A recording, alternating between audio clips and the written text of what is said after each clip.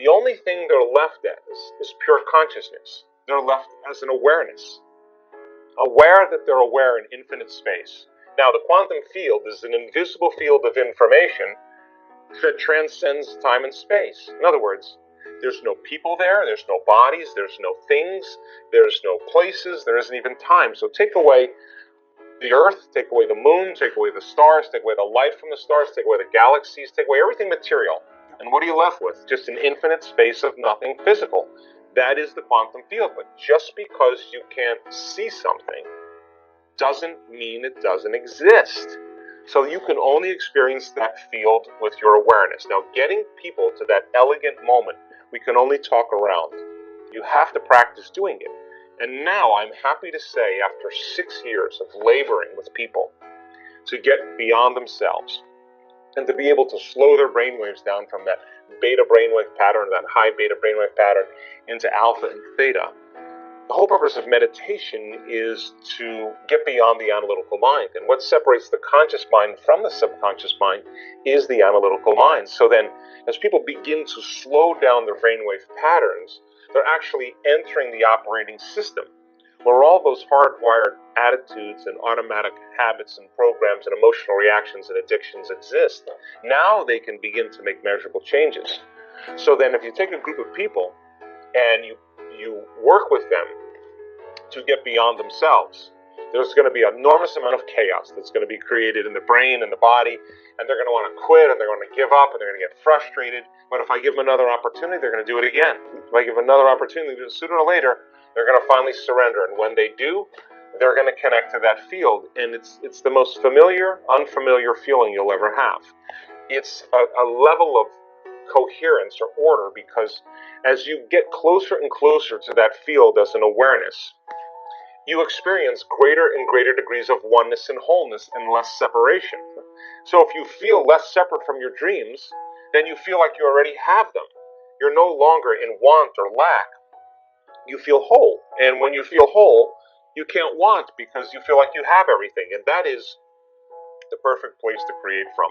And so we've worked, Michael, so hard in helping people to get to these points. And I'm so happy to say that when we're doing these week-long events now, I never, ever in my life thought I'd be witnessing what I'm witnessing in terms of changes in health and mystical experiences. And you can't tell me now you're too old to do this. You can't tell me that now. You can't tell me you're too sick to do this.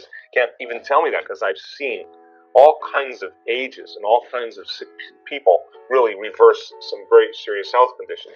You can't tell me you had a turbulent past and you can't change, because I've seen some people with some really turbulent pasts get beyond it. I've seen people that were out of shape, overweight, underweight, vegetarians, carnivores. I've seen it happen in all different sizes, shapes, and people. And the beauty behind it is that it's inclusive, and it's happening more and more.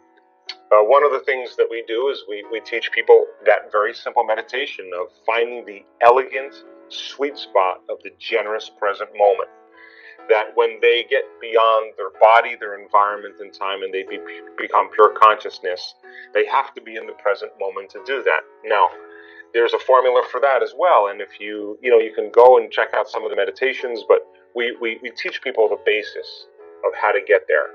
Heart coherence is another way to begin to slow your brainwave patterns down. When you're feeling with your heart, I always say the brain thinks, but the heart knows. When you're feeling with your heart, and you're trusting the intuition of your heart, that's because your energetic field is tapping into information, and your heart becomes the compass for you to know. So then when you lead with your heart in your life, it's very different than leading from any other place. So if you're going to believe in a future that you're creating with all of your heart, it better be open and activated. So heart coherence is another way. We have certain breathing techniques that we teach people that help to slow their brainwave patterns down to get into that place. But I mean, there's many ways to go about it. But the key is that you do it, because if you don't do it, you're probably not going to experience the benefits. And just like any skill or any habit, in the beginning it takes a lot of conscious effort, but then once you get good at it, then you can do it automatically. And we have people in our work that we've measured their brainwave patterns. They can change their brainwaves in 4 seconds, 5 seconds, 9 seconds, 12 seconds. It's not like, hey, I'm getting to the quantum field before you. It's more like, I know how to do this.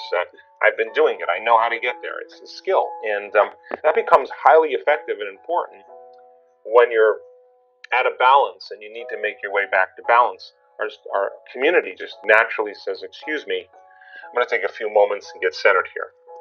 You have to come up against the end of your emotional belief.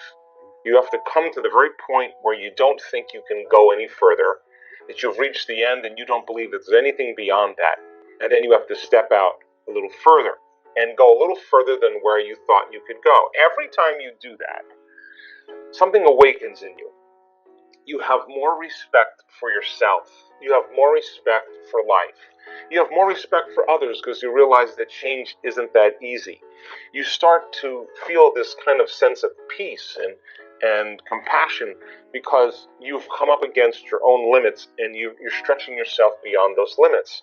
So then when you finally free yourself from the chains of those emotions and those habits that keep you anchored to the past, there's a liberation of energy. And that liberation of energy is the body going from particle to wave, from matter to energy. And that energy that's being released, the body starts to feel what we call joy or love or freedom. And that is what I call the natural state of being. So you're not getting that joy or that freedom or that love from anything outside of you. There's nothing out there that's creating it. It's happening from within you. So then we see then in our research, when people really start to cross that river of change and start to break through, and they begin to activate certain latent systems in their brain, and those latent systems start signaling oxytocin, the love chemical. Oxytocin signals nitric oxide. Nitric oxide signals a chemical that causes your heart and lungs to swell. Your heart literally is engorging with energy and blood, and it's literally swelling, and this center now is activated. So then, when you feel that, you're not going to want to lose that feeling. In fact, if you start judging another person, if you start getting impatient with another person, you'll notice that feeling will go away. You start analyzing yourself, that feeling will go away. So then, it makes sense then that when you feel that level of wholeness, that you feel so whole that you wouldn't want to lose the feeling, then self-love leads to allowing, which means I'm just going to allow you because I'm so in love with myself, I can allow you. When I'm not in love with me, I'm going to pick you apart. But the more in love I am with myself, the more love and appreciation I have for all things.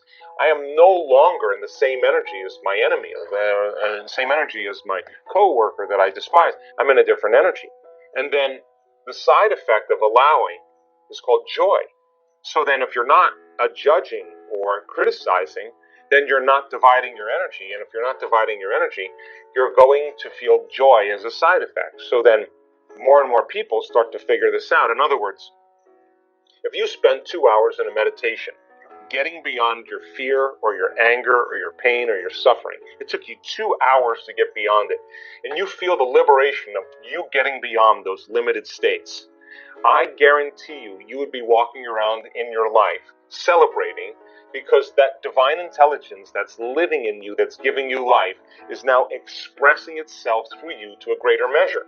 So then, you're in love with life because you're connected to life. And imagine how far you can go with this, because the more you connect to that field and the more you connect to that life essence, the more you're going to feel in love with life because that's where your attention is. I guarantee you that if you did that every single day, you would be less likely to want to feel fear or pain or suffering or anger, and more likely to want to feel those elevated states. And you're not going to be relying on anybody to make you happy.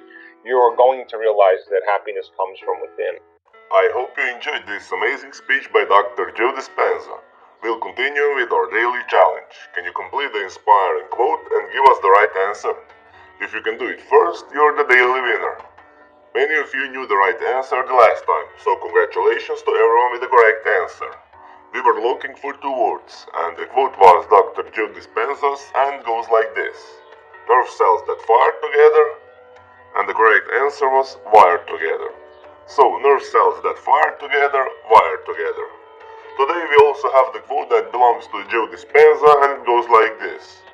If we can hold on to an idea, we begin to wire and shape. So we are looking for two words, and I'm sure you'll know the correct answer. Write your answer in the comments below the video. Even if you're not sure, try and guess. You might be the winner of this challenge. If you love this video and find it helpful, give your thumbs up and share it with your friends. Help me make this video more popular.